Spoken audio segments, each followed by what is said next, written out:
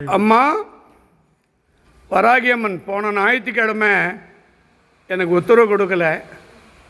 என் மேலே கோவப்படாத தாய். எனக்கு வயது 71 வயசு ஆச்சு. அப்படியே இந்த கற்பூரத்தை தொட்டு கும்பிடுங்க. எல்லாரும் வராகி அம்மனை வணங்குங்க. இப்போ வராகி அம்மா, நான் உன் பிள்ளை தாய். 9 சக்திக்கு நான் மகன், 54 சக்திகளுக்கு நான் ஒரு பிள்ளை. என்னை தத்தெடுத்தவள், உயிர் கொடுத்தவள் பத்ரகாளி அம்மா. பத்ரகாளி தானேம்மா என்ன மூலப்பொருள்.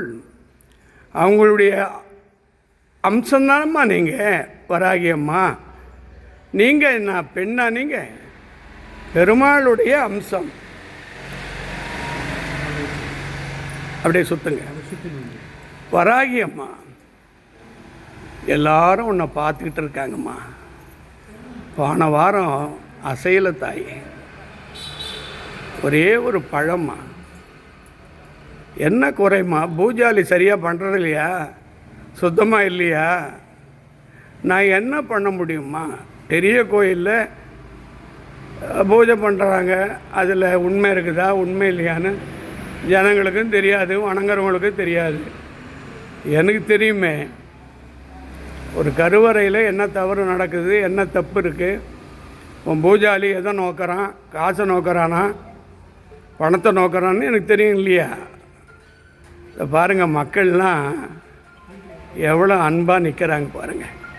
கையெடுத்து கும்பிட்டு அவங்களுடைய வலிகள், துன்பங்கள், சென்னையிலேருந்து, பெங்களூர்லேருந்து எவ்வளவு பசங்க, எவ்வளோ பெண்கள், எவ்வளோ பயபக்தியா. ஏமா, இப்போது இந்த பூஜையை நிறைவு பண்ணுற, இறங்கி வாமா. நான் உன் பிள்ளை என்பது உண்மையாக இருந்தால், இங்கு வந்திருக்கிற பக்தர்கள் உன்னை வணங்கி கொண்டிருப்பது உண்மையாக இருந்தால் அப்படியே வா. அந்த பூ இறங்கி வா. உன் தலையில் இருக்கிற புஷ்பம் ஒவ்வொரு பெண்ணுக்கும் உன் கையால் தலையில் வச்சு விடுமா.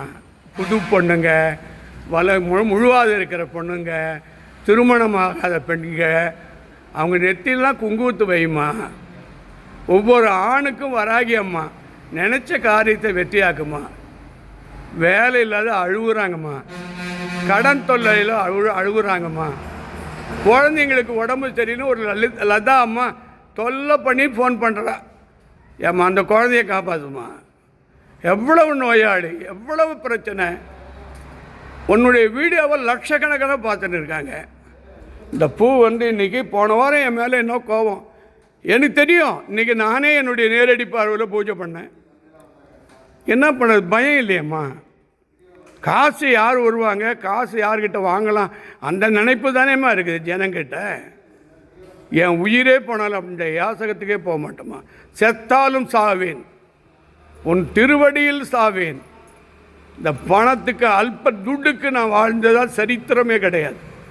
உன் பொற்பாத திருவடி கமலத்தை பார்த்து கொண்டிருக்கிற மீண்டும் அனைவருக்கும் எல்லா அருளும் கிடைத்து பல்லாண்டு பல்லாயிரத்தாண்டு அண்ணாமலை போல, அருள்மலை போல, தெய்வ பிள்ளை போல உங்கள் குடும்பம், பிள்ளைகள், மக்கள், பேர குழந்தைகள், திருமணமாகாதவர்கள் எல்லோருக்கும் எல்லா விதமான ஐஸ்வர்யங்களும் நடந்து வருகிற ஞாயிற்றுக்கிழமைக்குள் உங்கள் காரியங்கள் வெற்றி பெற இந்த பூஜையை நிறைவு செய்கிறேன்.